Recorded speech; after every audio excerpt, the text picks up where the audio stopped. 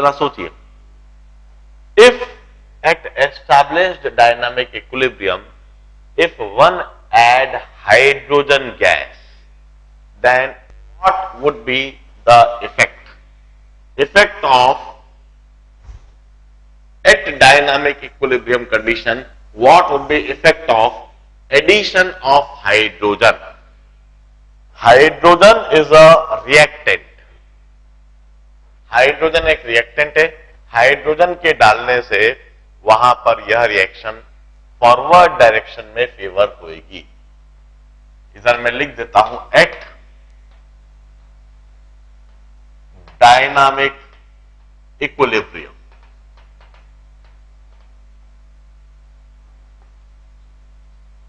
Effect of one adding hydrogen.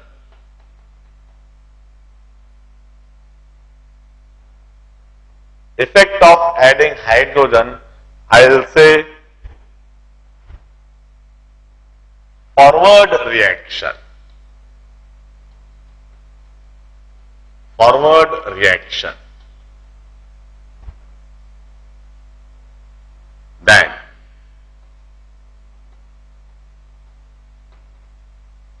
adding iodine.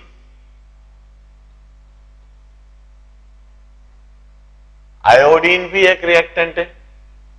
इसे भी डालने से हम कहेंगे कि आयोडीन का कंसंट्रेशन बढ़ेगा. इसे भी डालने से forward reaction would be favoured. What would be effect of adding HI? Now HI is a product. HI एक प्रोडक्ट है. इसे जब आप बढ़ाओगे, इसे आप डायनामिक इक्विलिब्रियम कंडीशन पर ऐड करोगे तो प्रोडक्ट का कंसंट्रेशन बढ़ा रहे हो. तो प्रोडक्ट का कंसंट्रेशन दोबारा कम करने के लिए यह रिएक्शन बैकवर्ड डायरेक्शन में जाने लगेगी. हम कहेंगे इस कंडीशन में backward reaction would be favoured. And the interesting situation would be if we add ammonia. Can you think of what would be effect of adding ammonia? अब सबसे पहले यह सोचना है कि क्या अमोनिया कोई रिएक्टेंट या प्रोडक्ट है. अमोनिया न तो रिएक्टेंट साइड कहीं दिख रहा है और न ही अमोनिया कहीं प्रोडक्ट साइड दिख रहा है. अमोनिया न तो रिएक्टेंट है और अमोनिया न ही प्रोडक्ट है.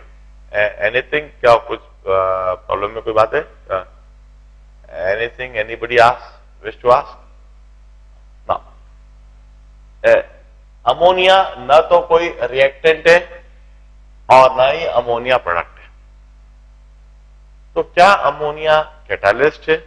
नहीं, अमोनिया कोई इस रिएक्शन में कैटालिस्ट भी नहीं है. इस रिएक्शन में कैटालिस्ट के रूप में तो डी ब्लॉक एलिमेंट का इस्तेमाल होता है. Ammonia is not a catalyst as well. Then is ammonia a inert gas? नहीं, अमोनिया इनर्ट गैस भी नहीं है. अमोनिया HI के साथ में रिएक्ट करती है. And the reaction of ammonia with HI is like this. Ammonia जो कि एक गैस है, यहां HI के साथ में रिएक्ट कर जाती है और वहां पर बन जाता है NH4I और यह NH4I सॉलिड होता है.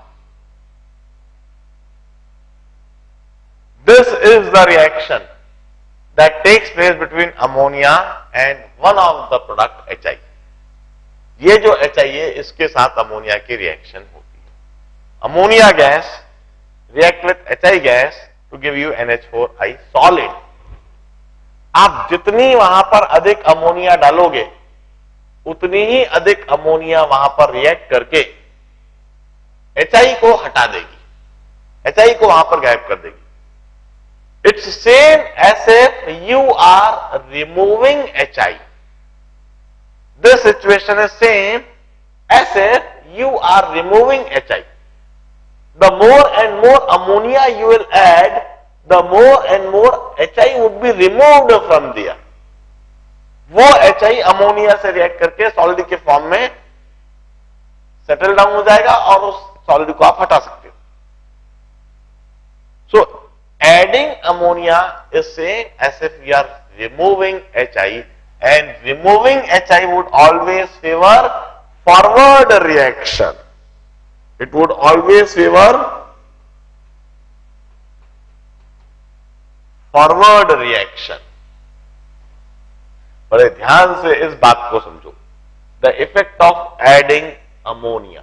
अमोनिया के डालने से हमने यह बात कैसे कही कि यह रिएक्शन फॉरवर्ड डायरेक्शन में होगी. What would be the effect of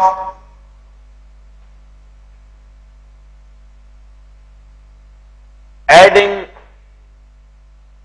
neon or argon gas? Adding neon or argon gas. अब नियॉन और आर्गन के बारे में मैं यही कहूंगा कि ये दोनों गैस इनर्ट है. नियॉन गैस और आर्गन गैस की रिएक्शन ना तो हाइड्रोजन से होती है, ना आयोडीन से होती है, और ना ही HI से होती है. नियॉन और आर्गन गैस किसी भी रिएक्टेंट या किसी भी प्रोडक्ट से रिएक्ट नहीं करते हैं. Now they are inert gas. If they are inert gas, then what is the effect of adding inert? Effect of adding inert जो हमने लिखा है, देखो, कांस्टेंट वॉल्यूम पर तो कभी कोई असर होता ही नहीं है, और कांस्टेंट प्रेशर पर इनर्ट गैस के डालने से रिएक्शन उस डायरेक्शन में जाती है जिस डायरेक्शन में नंबर ऑफ गैस मोल्स बढ़ते हों. मगर इस रिएक्शन के लिए, जिसके लिए डेल्टा Ng की वैल्यू 0 है, जिसके लिए नंबर ऑफ गैस मोल्स कभी भी ना बढ़ते हैं ना घटते हैं, number of gas moles initially भी जितने हैं इक्विलिब्रियम पर भी उतने ही रहते हैं, चाहे यह रिएक्शन फॉरवर्ड डायरेक्शन में जाए, चाहे यह रिएक्शन बैकवर्ड डायरेक्शन में जाए. इस रिएक्शन में नंबर ऑफ गैस मोल्स में कोई परिवर्तन आता ही नहीं है.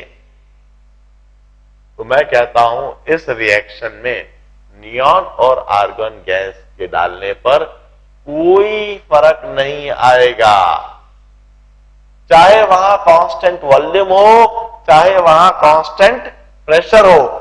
एडिंग नियॉन और argon have got no effect, no effect at equilibrium, no effect at any condition, at any condition, किसी भी कंडीशन पर कोई इफेक्ट नहीं होगा. Now, what would be effect of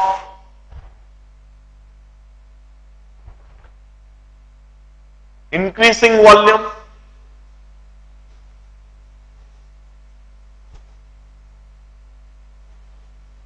अब देखिए, what would be effect of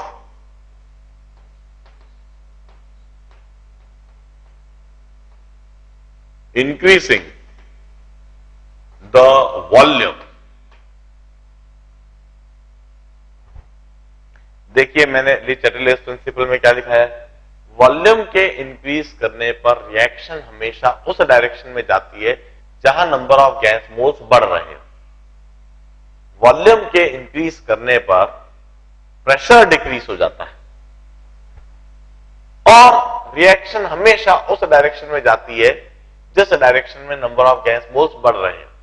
मगर इस रिएक्शन के लिए तो डेल्टा Ng की वैल्यू 0 है, और यदि डेल्टा Ng की वैल्यू 0 है तो नंबर ऑफ गैस मोल्स कभी ना बढ़ते हैं ना घटते हैं. इसका मतलब once again no effect. Effect of increasing volume और डिक्रीजिंग द प्रेशर. वॉल्यूम के इंक्रीज करने से ऑटोमेटिकली प्रेशर वहां कम होता है, and it have got no effect. No effect since delta Ng is 0। इसी तरह से यदि हमने वॉल्यूम डिक्रीज कर दिया, if we decrease the volume and hence if we increase the pressure, volume को डिक्रीज करके यदि हम प्रेशर बढ़ा रहे हो तब भी हम कहेंगे इस रिएक्शन पर कोई असर नहीं होना है, क्योंकि इस रिएक्शन के लिए डेल्टा Ng की वैल्यू 0 है, क्योंकि इस रिएक्शन में नंबर ऑफ गैस मोल्स कभी बदलते ही नहीं है। यह रिएक्शन चाहे जितना फॉरवर्ड या चाहे जितना बैकवर्ड जाए, total number of gas moles जिसमें सारे रिएक्टेंट और सारे प्रोडक्ट के गैस मोल्स ऐड करे हुए, वह total number of gas moles हमेशा कांस्टेंट बने रहते हैं। इसलिए इस रिएक्शन पर वॉल्यूम का या प्रेशर का कोई असर नहीं होता है। चाहे आप वॉल्यूम बढ़ाओ, चाहे आप वॉल्यूम घटाओ, चाहे आप प्रेशर बढ़ाओ, चाहे आप प्रेशर घटाओ, किसी भी तरह से कोई असर नहीं दिखेगा। इसी तरह से what would be effect of increasing temperature? What would be effect of increasing the temperature?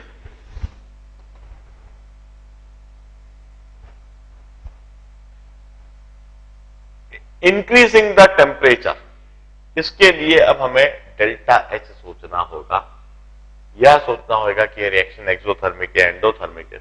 हमने बताया है यदि हम टेम्परेचर इंक्रीज करते हैं तो रिएक्शन हमेशा उस डायरेक्शन में जाती है जहां पर हीट एब्जॉर्ब हो जाए। If we increase the temperature, reaction would always occur in the direction where heat is absorb. अब जरा सोचिए, in forward direction it's exothermic, hence heat would be liberated. In backward direction, heat would be absorbed. So increasing the temperature would always favor backward reaction. It would favor backward reaction. Since heat is absorbed in backward direction, since heat is absorbed in this direction, backward direction में heat absorb होती है, इसीलिए temperature के increase करने पर यह reaction backward direction में जाएगी।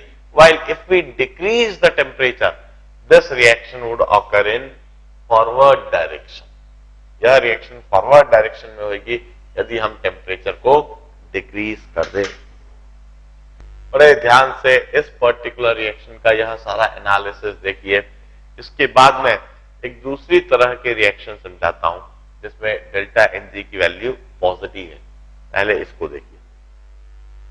देखिए, इसी रिएक्शन में मैं इसी रिएक्शन के एक मॉडिफिकेशन को समझाता हूं। आप दोबारा इस रिएक्शन को लिखिए और सपोज रिएक्शन तो इसी तरह से दे रखिए, this is the reaction representation और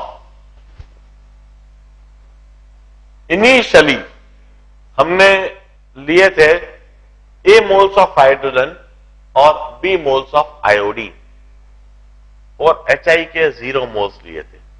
now suppose initially we would have taken 0 moles of hydrogen, 0 moles of iodine and A moles of HI.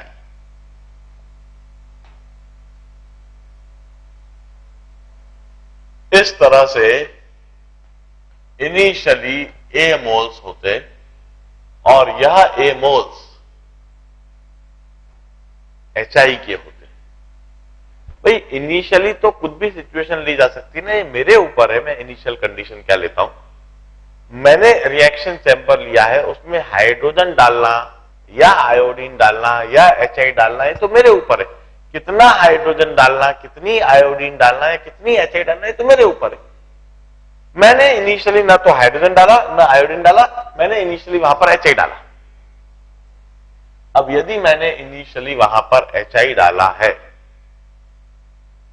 तो डेफिनेटली यह रिएक्शन बैकवर्ड डायरेक्शन में होगी, और फॉरवर्ड डायरेक्शन में होने के लिए वहां हाइड्रोजन या आयोडीन है ही नहीं, इसलिए इस रिएक्शन को बैकवर्ड डायरेक्शन में ही होना पड़ेगा।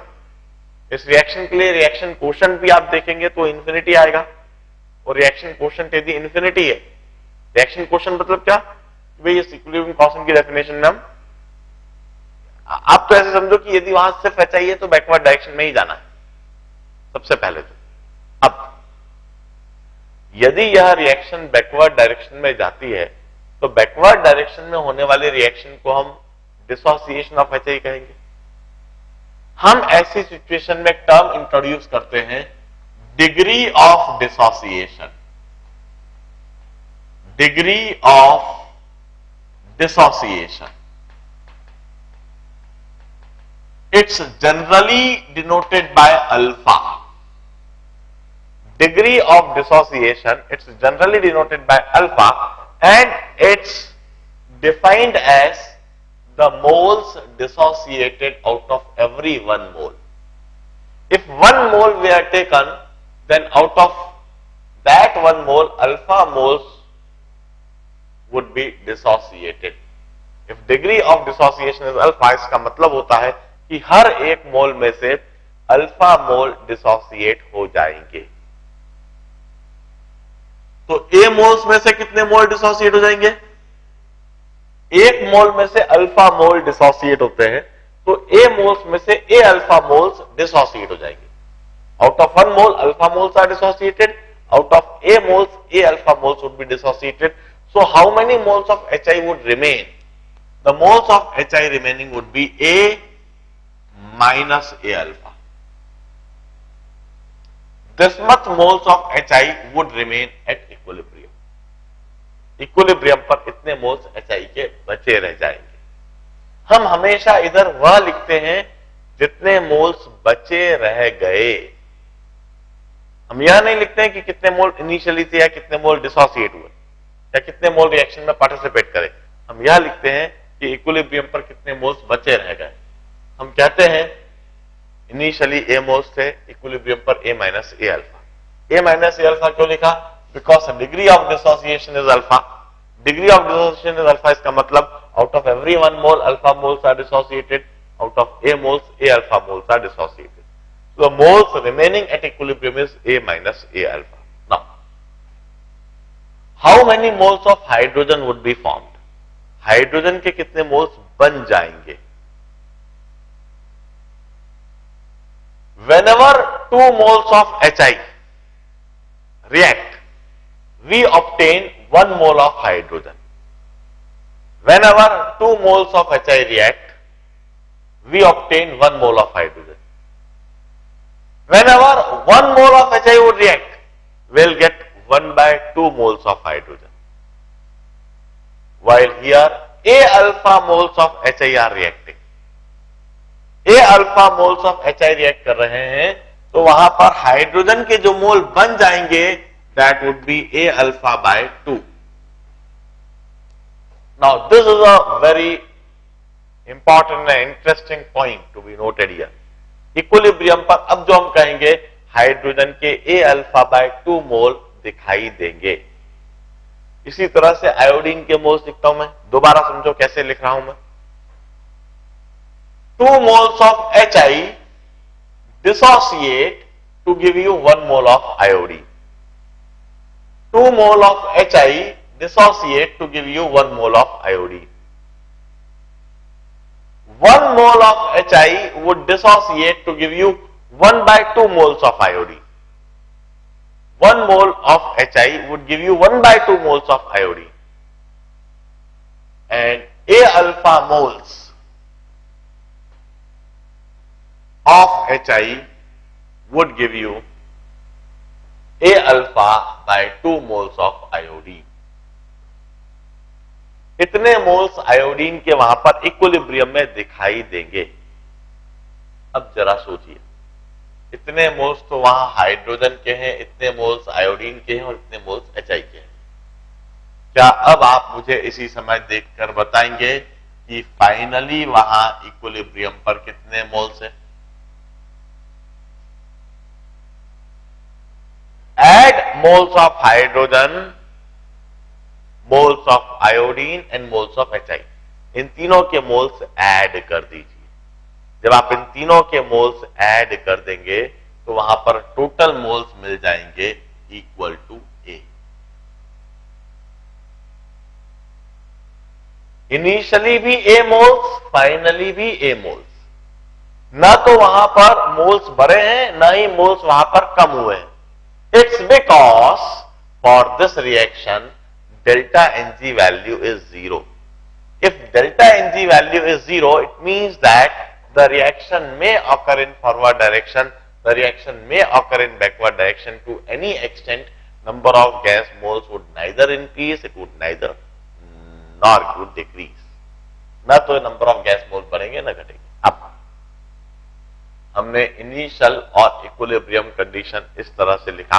अब मैं आपसे पूछूंगा कि इस रिएक्शन के लिए, इस तरह से लिखी गई रिएक्शन के लिए, जो इनिशियली जिसके HI के A मोल्स थे और इक्विलिब्रियम पर जाने के लिए बैकवर्ड डायरेक्शन में यह रिएक्शन हुई है, इस रिएक्शन के लिए इक्विलिब्रियम कांस्टेंट हम कैसे डिफाइन करेंगे? How should we define or how should we write the expression for equilibrium constant? Equilibrium constant का क्या expression होना चाहिए इस केस में?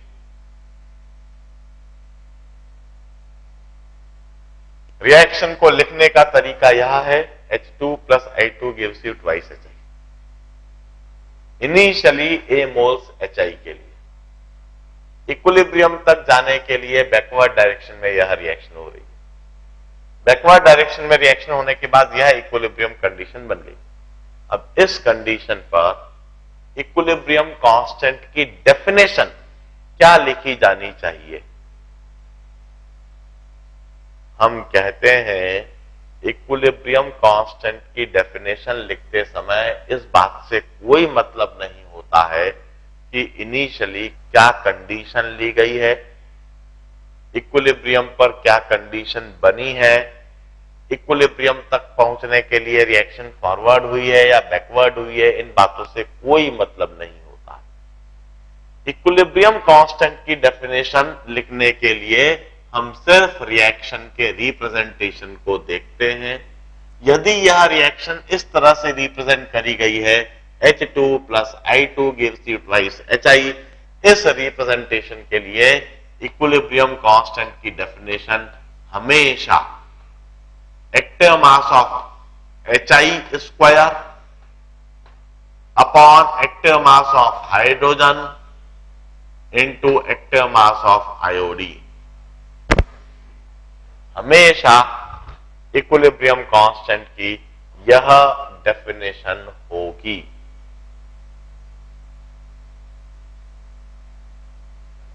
This would be the definition of equilibrium constant always.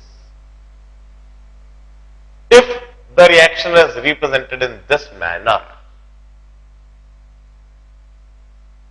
अब इस रिएक्शन के इक्विलिब्रियम कांस्टेंट को लिखने के बाद अब हम इक्विलिब्रियम कंडीशन पर पहले कॉन्सेंट्रेशन लिखेंगे। कॉन्सेंट्रेशन लिखने के लिए मोल्स अपॉन वॉल्यूम कर देंगे। Here V is the volume. और अब हम Kc की डेफिनेशन इस तरह से लिखेंगे, दिस Kc वुड बी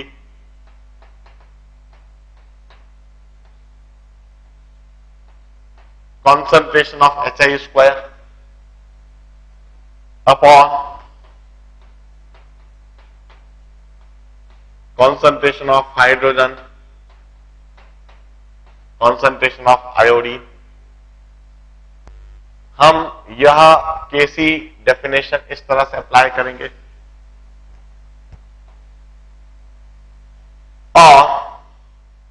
अब देखिए केसी डेफिनेशन अप्लाई करते समय भी इस बात को, इससे कोई मतलब नहीं है कि इनिशियल से इक्विलिब्रियम पर यह रिएक्शन बैकवर्ड डायरेक्शन में हुई है, इस बात से कोई मतलब नहीं। हमें सिर्फ इस बात से मतलब है कि इक्विलिब्रियम पर हाइड्रोजन, आयोडीन और HI का कितने मोल्स है, इक्विलिब्रियम पर हाइड्रोजन, आयोडीन और HI का कॉन्सेंट्रेशन क्या है, और उन कॉन्सेंट्रेशंस को हमने बिल्कुल इसी डेफिनेशन में ऐसा का ऐसे ही सब्स्टिट्यूट कर दिया। और फिर हम इस वॉल्यूम टर्म को काट सकते हैं या ए टर्म को काट सकते हैं, और finally 1 minus alpha square upon alpha square whole into 4, हम यह बात लिख सकते हैं।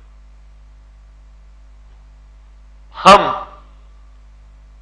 यदि केपी डेफिनेशन को अप्लाई करना चाहते हैं तो मोल फ्रैक्शंस ऐसे लिखेंगे, a alpha by 2 whole upon a alpha by 2 whole upon a into 1 minus alpha upon a. हमने moles at equilibrium upon total moles कर दिया, टोटल मोल्स ए है। यदि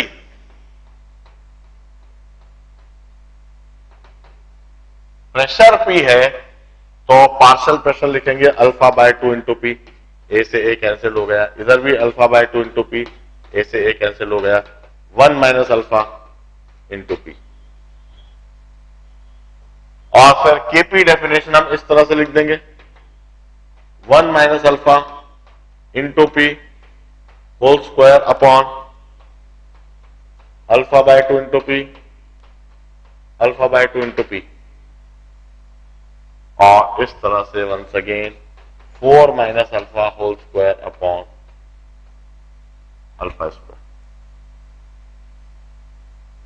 वंस अगेन इस बात को देखिए, केपी और केसी हमेशा इक्वल आएंगे, हमेशा इस रिएक्शन के लिए,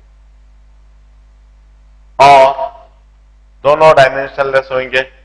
this equilibrium constant would be always dimensionless.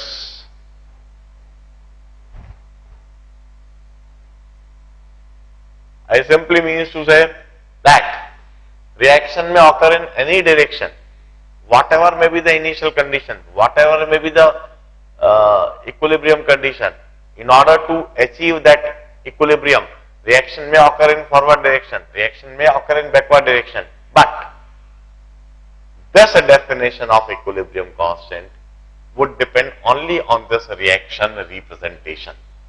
सिर्फ इस रिएक्शन के रिप्रेजेंटेशन पर इस इक्विलिब्रियम कांस्टेंट की डेफिनेशन निर्भर करेगी, और उस इक्विलिब्रियम कंडीशन पर सारी वैल्यूज को हमें इधर सब्स्टिट्यूट करनी होगी। बाकी ली-चटलियस प्रिंसिपल के सारे कंसेप्ट ऐसे कैसे रहेंगे, किसी में भी कोई फर्क नहीं आएगा। यदि द टेम्परेचर T है, one can always write PV equal to ART in this situation, because total number of gas moles here is A, hence PV equal to ART, number of gas moles is A, hence this, right? अब एक बात जरा सोचिए, यदि इस reaction के representation को मैं बदल देता,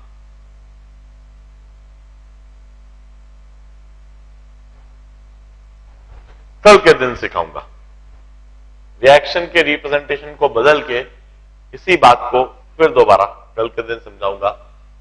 डेल्टा Ng पॉजिटिव की भी रिएक्शन, डेल्टा Ng नेगेटिव की भी रिएक्शन, फर्दर एग्जैक्टली यहीं से मैं कल के दिन लेक्चर कंटिन्यू